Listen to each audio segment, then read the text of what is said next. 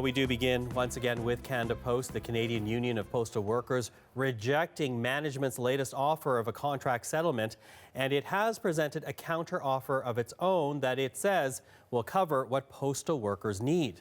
Now, workers have been staging rotating strikes across the country for 4 weeks now, and the mail system is seriously backed up. Many of the millions of parcels that Canadians send and receive at this time of year sitting right now in hundreds of tractor trailers, and businesses that depend on mail service delivery are feeling a very sharp economic pinch.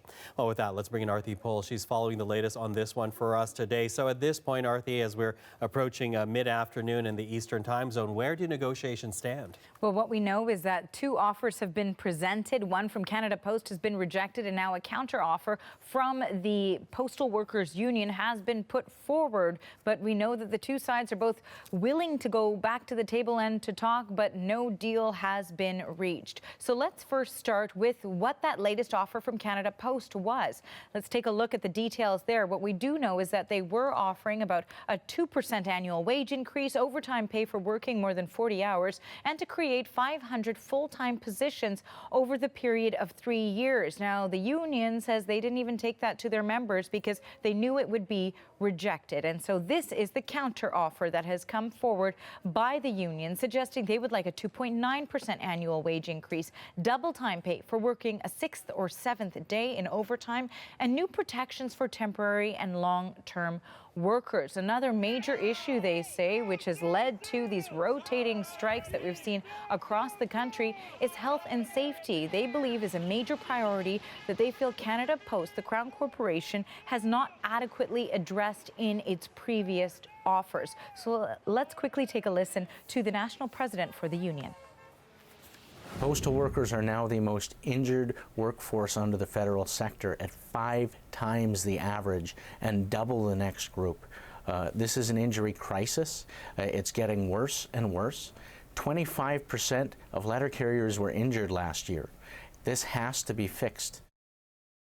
Now, we do know that Canada Post had offered a new $10 million health and safety fund that it said will make the corporation a model organization in safety. The details of that obviously did not fare well with the union. Why is there so much pressure? Well, we know we're right around the corner from Christmas, from Black Friday, from Cyber Monday, from the holiday season, which is the busiest time of year from Canada Post. We do also know that the union has requested that the government appoint a mediator to help both sides reach an agreement. Now, the Postal Workers Union is asking Ottawa, as you said, to appoint a mediator. What are we hearing about government involvement in all this? Well, that's interesting because a lot of questions here on whether or not the government should intervene. We know that Justin Trudeau had tweeted out yesterday following that rejection of the offer from Canada Post, saying the Christmas and holiday season is here and Canadian business and families depend on Canada Post. We urge both sides in this labor dispute to resolve their differences quickly and reach a deal. We know that the Conservative leader, Andrew Scheer, responded to that, and he is in fact suggesting that the government should intervene. Let's quickly take a listen to Andrew Scheer. The people of Canada, the people that rely on it, that are beholden to Canada Post to send mail, to send packages, small businesses rely on it, that's when the government does have an obligation to step in, and our record on this speaks for itself. And when he's talking about his record on this, the Conservative government back in 2011, when there was a labor dispute between Canada Post and the union, did table back to work legislation. So certainly that is where he believes the current government should go on this front. But we know that the economic impact is already being felt, and we don't know where the end is for this labor dispute. Michael. Okay, Arthi, thank you for that. Well, let's stay on this story because the Retail Council of Canada is calling on the government to step up to help end the stalemate. And joining us now in studio is Carl Littler. He is the Senior Vice President, Public Affairs with the Retail Council of Canada. Carl, thank you for joining us today. Thank you. Now, as we say, you are calling the government to step up. We'll get to that in a second. But first, paint us a picture. Just what type of pressure are retailers right now feeling with these rotating strikes? So there's significant delay already happening. You're starting to get swelling inventories in warehouses. There's some evidence of abandoned baskets online. It's not epidemic yet. Our concern has been making sure that we don't get ourselves into a full-blown crisis. And our concern at this stage with, as CBC's reported, 600 unloaded or yet to be unloaded trailers, backlogs of up to 30 days, that's with the current flow of parcels. But that flow of parcels is about to increase and almost double with Black Friday, Cyber Monday, and shopping into the holiday season. And let's talk about that because, as you say, the important sales dates are coming up for retailers. But just how important are the next few weeks for retailers when they look at their annual bottom line? Well, it's critical. About 20% of retail sales falls in this period and 25% of e-commerce. So it's hugely important and obviously important also for Canadian consumers. It's partly exchanges of gifts between friends and family, but this period has also become one of the critical ones for things like buying winter coats, buying appliances. It's it's a big part of the retail year. Mm-hmm. Now, you did write a letter to the Prime Minister. I'm going to call it up here on a board for our viewers at home. And it's a long letter, but part of it reads as follows. With Cup W's refusal to put Canada Post's offer to a vote, and with the expiry of that offer tonight in the context of an already heavily backlogged system and with parcel flows about to double, we believe that the point has been reached. Accordingly, we call upon the government to exercise its legislative powers to bring the strikes to an end. So you want workers to be legislated back to work? Yes, and I want to be clear. We would always have been hopeful that the parties could reach this through collective bargaining, and we have not previously called for back to work legislation.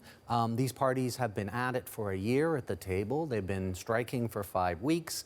We've now had a situation in which international shipments essentially are shut down, and we have obviously a very significant backlog. But that's the current situation. The flow is about to double of parcels. And so, while this may not have been designed for maximum chaos, it certainly risks that outcome when the Black Friday, Cyber Monday, and holiday sales start to enter the stream, or not enter the stream, as the case might be. Mm-hmm. I wonder if you're worried, though, because, part of the concern of workers right now is health and safety issues. The fact that they say they're delivering more parcels, the fact that it's causing more workplace injuries, and they're also saying that they're being forced to work overtime hours that they do not necessarily want to work.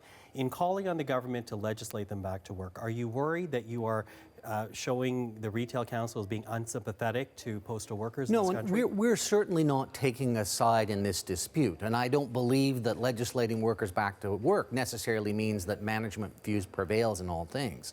We have been hopeful throughout that the parties will reach a settlement. And, even though we are very much at the 11th hour, we would love to hear that they've reached a settlement at the table.